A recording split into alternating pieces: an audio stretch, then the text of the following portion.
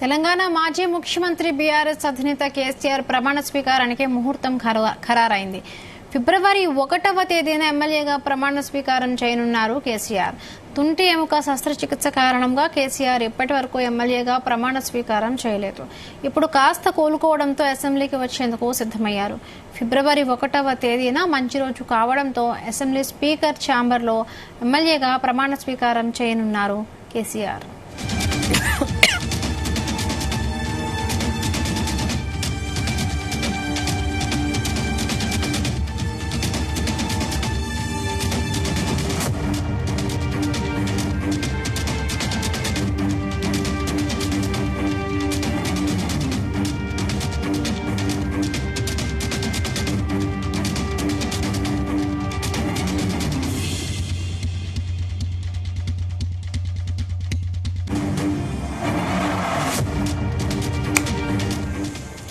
తెలంగాణ మాజీ ముఖ్యమంత్రి బీఆర్ఎస్ అధినేత కేసీఆర్ ప్రమాణ స్వీకారానికి ముహూర్తం ఖరారైంది. ఫిబ్రవరి 1వ తేదీన ఎమ్మెల్యేగా ప్రమాణ స్వీకారం చేయనున్నారు కేసీఆర్. తుంటి ఎముక శస్త్రచికిత్స కారణంగా కేసీఆర్ ఇప్పటి వరకు ఎమ్మెల్యేగా ప్రమాణ స్వీకారం చేయలేదు. ఇప్పుడు కాస్త కోలుకోవడంతో అసెంబ్లీకి వచ్చేందుకు సిద్దమయ్యారు. ఫిబ్రవరి 1వ తేదీన మంచి రోజు కావడంతో అసెంబ్లీ స్పీకర్ ఛాంబర్లో ఎమ్మెల్యేగా ప్రమాణ స్వీకారం చేయనున్నారు కేసీఆర్.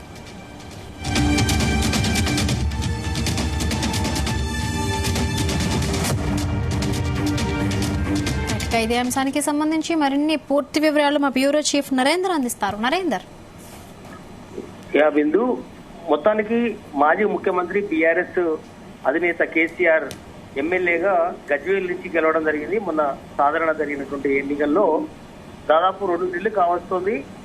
దాదాపు 56 రోజులు అవుతుంది. దాదాపు రిజల్ట్ తర్వాత దాదాపు 119 మంది ఎమ్మెల్యేలు ఉంటే బీఆర్ఎస్, కాంగ్రెస్, బీజేపీ, ఎంఐఎం మిగతా సంబంధించిన అందరూ కూడా మొత్తం ప్రమాణ స్వీకారం అసెంబ్లీలో కొంతమంది చేయడం జరిగింది. అదేవిధంగా కొంతమంది కార్యదర్శి దగ్గర కూడా కొంతమంది చేయడం జరిగింది.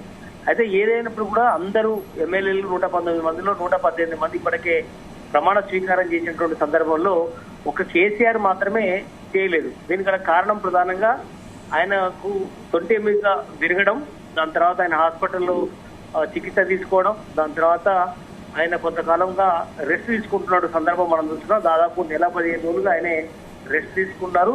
ప్రజెంట్ ఇప్పుడిప్పుడే ఆయన నడుస్తున్నటువంటి సందర్భం. మొన్న రీసెంట్ గా లోక్సభ సమీక్ష సమావేశాలకు కూడా ఆయన హాజరు కాలేదు తెలంగాణ భవన్ లో. అలాగే లాస్ట్ టైం అసెంబ్లీ సెషన్స్ కూడా జరిగాయి. ఆ రోజు కూడా ఆయన వారం దాకా జరిగినటువంటి అసెంబ్లీ సమావేశాలకు కూడా రాలేని పరిస్థితి. ప్రస్తుతం ఆయన చికిత్స పొందుతున్న తర్వాత ఆయన బెడ్ రెస్ట్ లోనే ఉన్నారు.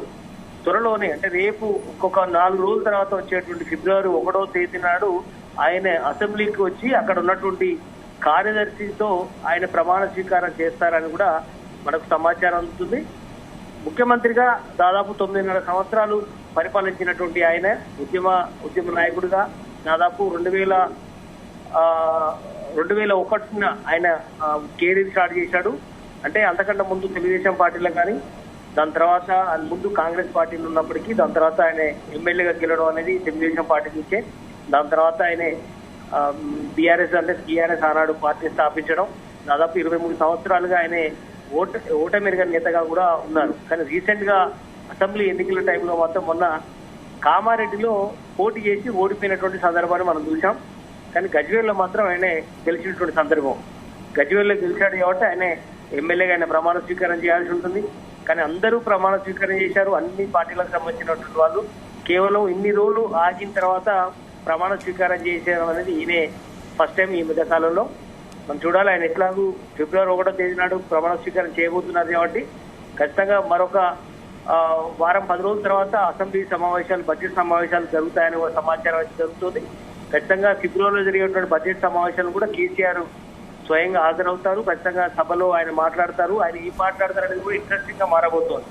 ఎందుకంటే ఇంతవరకు ఓటమి తర్వాత ఆయనే అసెంబ్లీకి రాలేదు కనుక ఆయన వచ్చిన తర్వాత సభలో ఎంత టైం ఆయన కేటాయిస్తారు, ఆయన ఏ రకంగా మాట్లాడతారు, ఓటమి తర్వాత ఎట్లాంటి అంశాల మీద ఆయన చర్చిస్తారు అనే అంశం ఖచ్చితంగా కాంగ్రెస్ పార్టీ టార్గెట్ చేసి రేవంత్ రెడ్డి ఎదురుగా ఉంటారు కాబట్టి ఆ దృశ్యం కూడా చాలా ఇంట్రెస్టింగ్ గా ఉండే అవకాశం ఉంటుంది. ఖచ్చితంగా అవన్నీ కూడా ఆయన మాట్లాడే అవకాశం ఉంటుంది. అదే మరో ముఖ్యమైన విషయం ఏంటంటే లోక్సభ ఎన్నికలు కూడా రాబోతున్నాయి త్వరలో 2.5 నెలల్లో రాబోతున్న నేపథ్యంలో దానికి కూడా ప్రిపరేషన్ జరుగుతోంది. అవన్నీ కూడా అసెంబ్లీ బడ్జెట్ సమావేశాల్లోనే బీజేపీని కాంగ్రెస్ దృష్టిలో పెట్టుకొని ఆయనే ఖచ్చితంగా తమ క్యాడర్ ని బలోపేతం చేయడం కోసం రాష్ట్ర ప్రజలను ఉద్దేశించి ఆయన అసెంబ్లీని వాడుకుంటారు. అదే సమయంలో జనాల్లోకి వెళ్లే అవకాశం కూడా ఉంది. తెలంగాణ భవన్ లో కూడా కంటిన్యూగా అందుబాటులో అవకాశం ఉంది. ఫిబ్రవరి 1 తర్వాత ఆయన ప్రమాణ స్వీకారం అయిన తర్వాత వెంటనే రెగ్యులర్ యాక్టివిటీస్ లో ఆయన పాల్గొంటారని కూడా మనకు ప్రచారం జరుగుతుంది. జిల్లా పర్యటన కూడా ఉంటాయని అంటున్నారు. ఏదైనప్పుడు కూడా గులాబీ బాస్ ఫిబ్రవరి 1 తర్వాత ఆయన ప్రజాక్షేత్రంలోకి రావడం అనేది ఖాయంగా అనిపిస్తోంది. Right, thank you Narender, thanks for the updates.